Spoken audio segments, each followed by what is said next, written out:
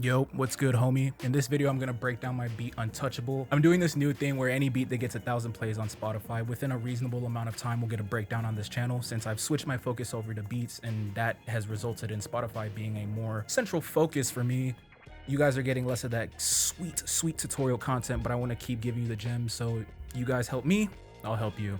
I'll give you some gems on what I'm doing to make the beats sound good and how I'm marketing them on Spotify to grow my followership and make a little bit of money. So without too much more talking, let's get into it.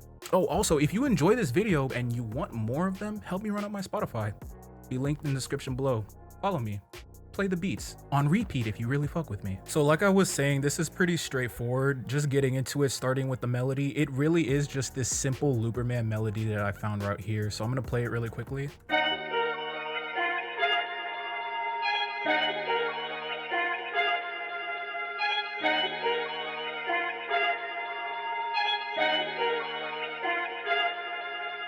So the only thing I did in terms of effects for this was I added a neutron 4, which is really just doing equalization. I did a high pass here to cut out some of the low frequencies right there. And then I did a dynamic EQ right here to kind of tame some of those high-end frequencies, which is just like dynamic EQ is kind of like a derivative of multi-band compression. I'll tell you what, get this video to 200 likes and I'll do a whole video on compression for you guys and dynamic EQ. I'll even throw that in there. Let's see if you guys really fuck with that and you want more mixing tutorials like this guy right here. But yeah, other than that, I just added this Fruity Delay 2 with the widened preset. I do that for pretty much every single melody that I'm using. I'll usually just use that delay preset and nothing else. And then from there, it's just routed to this melody bus with this neutron preset. Check out the centerfold drum kit if you want all my presets, but it's pretty similar to a lot of the neutron presets you'll get, just kind of stock.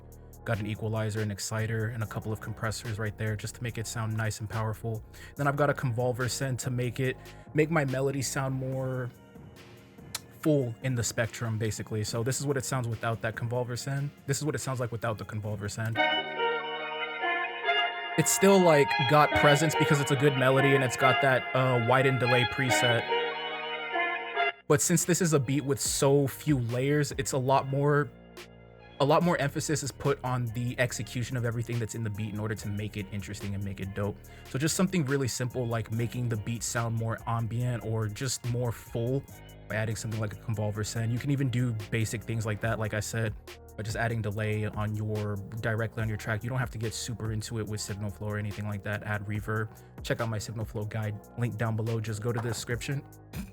Just go to the description, scroll all the way down. There'll be a full list of some really dope masterclasses. They're just YouTube videos on my channel. They're 100% free. It'll teach you a lot more about the signal flow if you're just completely blown by it. But yeah, that's pretty much it for the melody. And then one more thing I did was use a gross beat automation I did two more things actually. I used a gross beat automation to add some variation to the melody. So at some point the melody goes from just like being regular to something like this.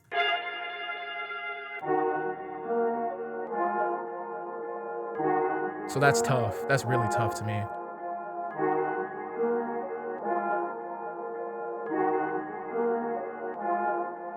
So then the last thing I did was add this portal send. Again, a send is a derivative concept of signal flow. What it basically does in a nutshell is it makes a duplicate copy of the main signal that you're sending from. So basically we take this melody signal and we send it to a new track where I put portal on, and I just use this glitter preset that I have. It's really basic. This is literally like if you have portal and you set it up like this, it'll basically do exactly what I'm talking about. And then I set up a send which duplicates the signal. And then so it goes from that gross beat section. So it's still gross beat, but now it's going to add like a little bit of a high-end flourish when it goes into this portal automation. That's so nice. That's so nice.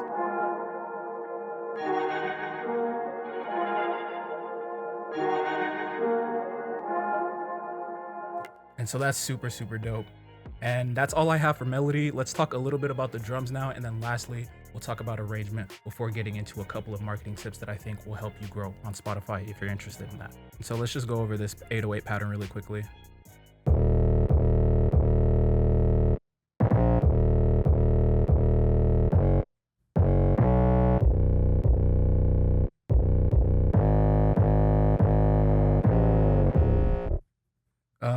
At the end right there, I just had some kind of gross beat automation going on, right? Let me just go ahead and turn that off on the master really quickly. We'll come back and talk about that in a second. And let's come here and look at these heavy drums really quickly. It's just like a super thick kick. And then I added this snare from Deepak's Drums That Knock kit.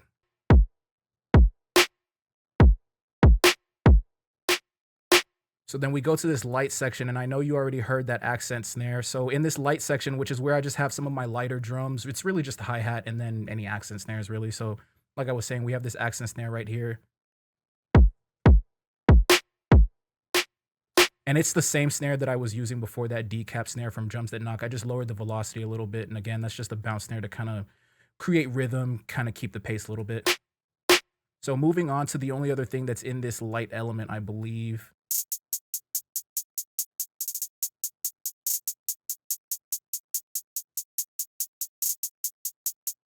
So it literally just repeats. That 4 bars just repeats. I don't really tend to make my hi-hats too complicated. So now let's listen to all of our drums together.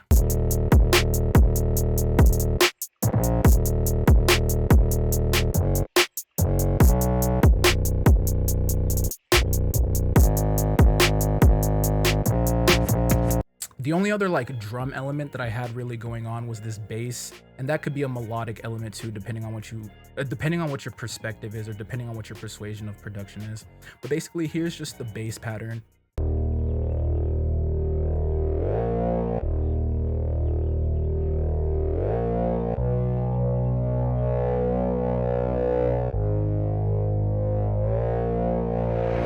And that's really good for just creating variation in my beat, creating a break from that 808. And it's really good to use for like breakdown sections and stuff like that too. I really like using bass one-shots, bass patches and stuff like that. By the way, that is the Cinnamon bass one-shot from the Centerfold drum kit, link in the description below.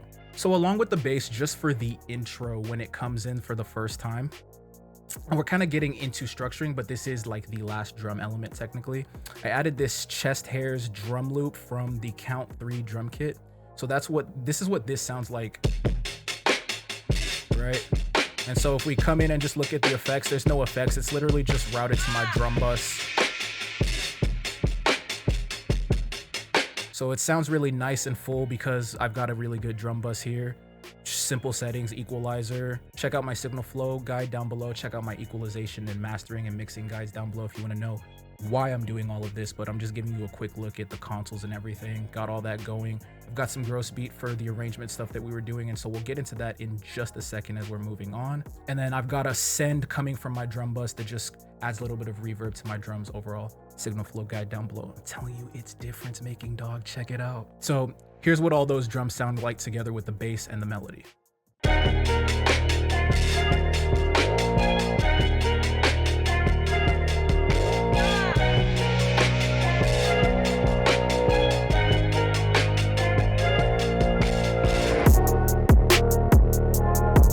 That drop is so hard. And the thing that I did to accentuate the drop is actually just add these risers right here. So as we get into the drop, these 2 risers just come in, and it's really, really nice right there. Just a nice little accent to create tension as it's getting ready to quickly drop into that first kick transient. And I think that just complements it really nicely with that other aspect that I was talking about, with that triplet spacing hi-hat coming in on that very first hit on the one with that kick. It just sounds so damn powerful. So then working off of that kind of arrangement structuring concept, I also have this bird chirping kind of texture sound that I use in pretty much all my beats. I've noticed it just makes things sound a little bit full. So here's just what that sounds like. Let me see if I can turn that up for you so you can see what it sounds like. Right, but obviously it's not that loud. And then here are the effects that I added to that. Nothing crazy, right? Or that's not the effects, right? Nothing crazy, just radio fucking preset on parametric EQ2. It's literally this right here, telephone EQ, my bad. So pretty straightforward stuff with that. And so there's a couple more things I want to talk about with arrangement here, and it's basically to do with the intro. And this is something that I've learned over the last few years of my production career, is that if you can hook a listener, it's like telling a story or like making a TV show or making a movie, right? If you can hook them right at the beginning, you're gonna have a much easier job telling the rest of the story or like playing the rest of the song for them, you know, like the rest of the beat for them. And something that just came to my mind actually is I remember was Avengers Infinity War, like the first like 10 minutes of that movie are insane, right? Like Thanos pulls up, Loki is like folded, Thor is in the middle of getting folded, Hulk proceeds to get folded, and then Thanos just leaves. And it's like everything is in chaos. And that's like the most interesting way to start a movie. Like all movies should start like that. And I mean, not everything has to be an action movie, but that's the point. Like, and again, like not every beat has to be like super energetic at the beginning. So you can literally just start with melody. It can be super simple. Do whatever the fuck you want, right? I'm just saying from what I've noticed, that tends to work, and that's the way that I've conceptualized it. Just having a very nice introduction to your story, which is the beat. So that being said, I have this little warp up section that I did with gross beat right at the beginning of my beat. So what I do is I take the last bar. So like if it's an 8-bar section like this, right? I will take the last bar of those 8 bars and just bring it over to the very beginning. So it's like the beat is coming in from a previous bar, almost like it's starting, but it was like already going, right? It's like we put in a tape, it ramps up, and then it starts playing. So that's what this sounds like. I literally just take the last bar of that 8-bar section and I put it here, and then I add this gross beat preset right here, which I'll show you what it looks like on my master right now. It's literally just in this, what bank is it in? Momentary? Right, vinyl on preset. And what you do is you create an automation clip. Check out my arrangement guide down below if you want to learn how to create automations. And you create the automation clip and you edit it so that it only lasts for that one bar that you cut and put at the beginning. And so it ends up sounding like this.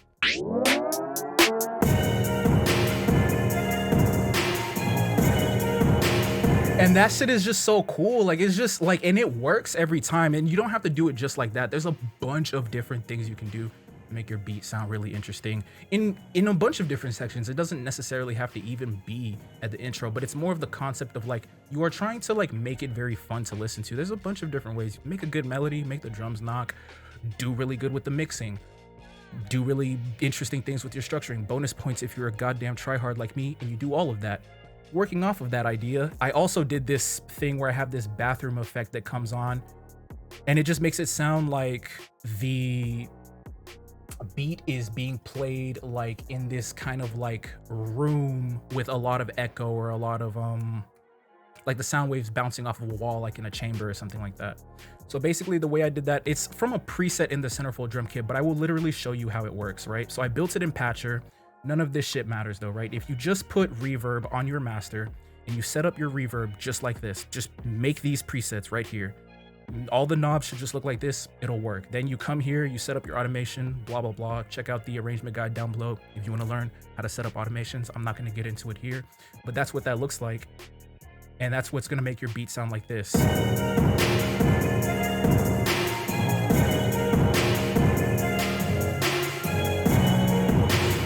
So then I had another momentary gross beat automation just on my drum bus.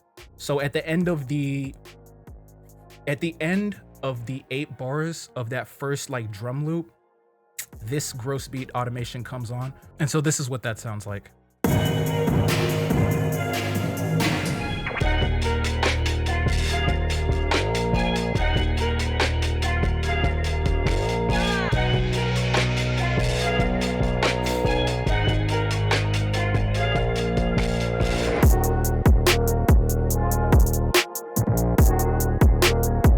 Yep, so that beat definitely does make me feel untouchable. If there was something that I didn't cover that you want to know about the beat, or if you just have any questions in general, just ask me down below. I'll respond in a comment. I got you. I don't really care. I'm just trying to help you guys run it up on Spotify.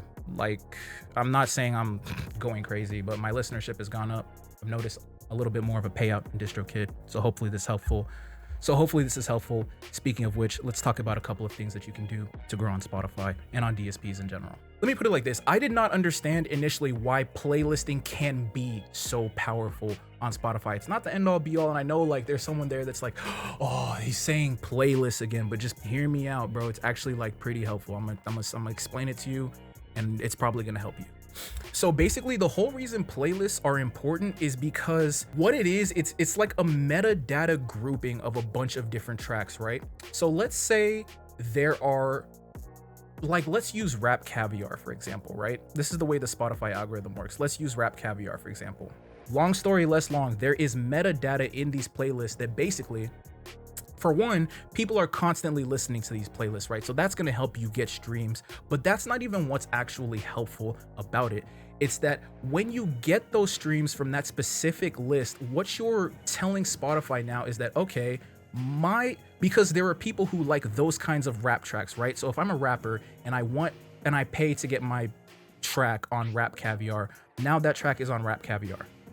So all the people who listen to Rap Caviar will also hear my track. So what that's telling Spotify is that, okay, this person is very, very similar to the artists and producers that are on Rap Caviar. So let's send him the same kind of engagement.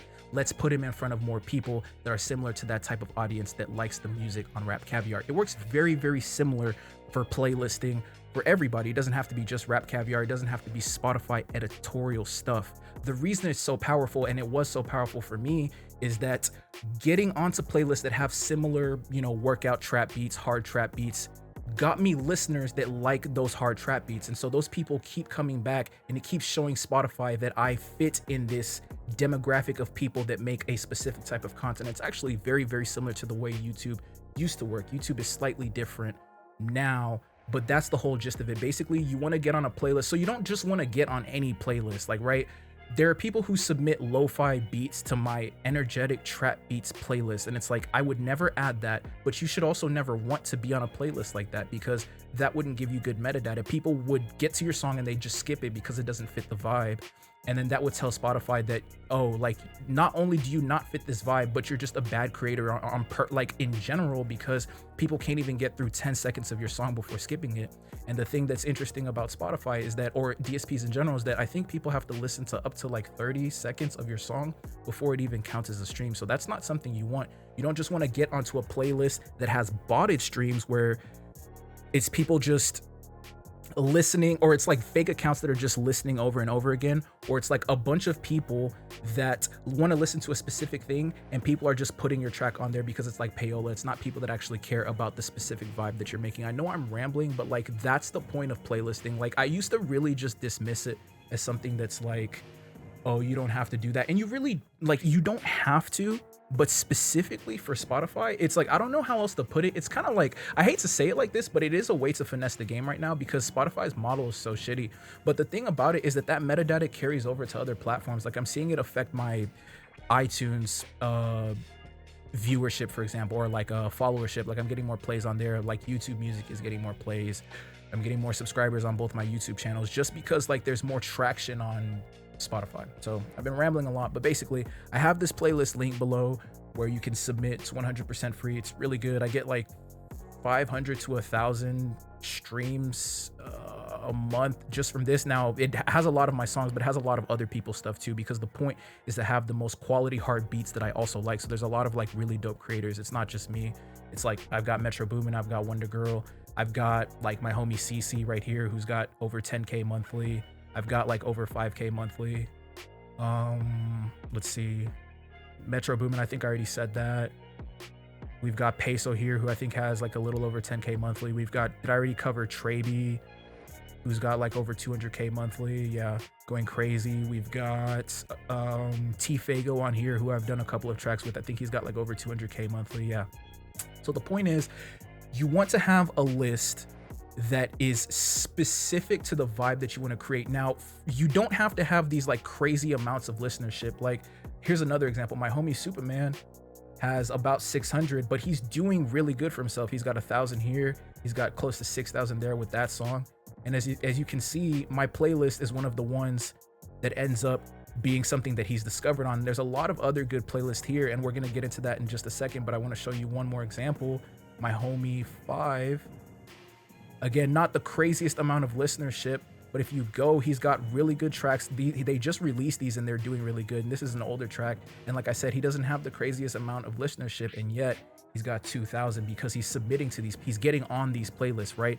This is Made by Definition playlist, which is someone who does these trap, like hard trap beat playlists. He's on my playlist, Energetic Trap Beats. He's on T-Fago's playlist. T-Fago and Trey B are two guys on top of doing hard trap beats. They also do playlists. Not T-Fago, but Trey B is probably the biggest trap beats playlister in the world right now. So if I could just head over to my profile so I can actually access that and show you really quickly, that's one of the playlists that I'm discovered the most on, actually. It's his hard trap beats playlist that has over 20,000 followers on it. So I've got a couple of my tracks on here. And this is a really dope playlist. I get discovered on another one, and it's not like really difficult to get on this playlist, right? I'm on this one, Travis Scott type beats, The Plaza, Bees and Billions, and this gets me a lot. His playlists are very, very, very, very authentic. So you can just go to his Instagram to submit. You literally just click this link and it'll take you to his Instagram, I believe. Or no, it takes you directly to his website where you can just submit. It's that easy, right? And most playlists these days, mine has a link that you can click, or you can just highlight and go to, paste it in your browser, or they'll just have their Instagram where you can go submit. But I really want to drive home this point, like submit, like people who do it at this level, this is something they do every single day. I used to be like, yeah, why would I submit? They're not even going to look at it. No, when you have 100,000 likes on your playlist and you have multiple playlists, like he has another one with 20,000, another with 10,000, you're going through these submissions, or you have someone going through these submissions. So from there, it's just up to you to make sure your stuff is good and that you post consistently so that you have something to submit. It's not the craziest thing in the world to get on one of these playlists. Like for example, my homie Superman, who if we can go back to for a second really quickly, he's discovered on Trey B's playlist too. That's one of his #1 places where he's discovered. And he has good listenership, really good listenership, and he's been growing. But again, it's not like me, for example, with my very modest 5,000, or someone like Trey B or T-Fago who have well over 200,000 monthly listeners on their Spotify. So it's not that, it's just your beats have to be good, and then you have to submit to them so that they can listen to it. It's like part of their job is listening to it. Even me now, I'm taking 20 to 30 minutes a day just to listen to playlist submissions. So I hope that was helpful. I'm losing my voice a little bit. Get this video to 200 likes if you want to see more stuff like this. In the meantime, listen to the beats. Dope Radio is probably live right now. Click below to listen. Tune in. Chop it up with me on Discord. I love you. Stream all my songs on repeat while you sleep. Peace.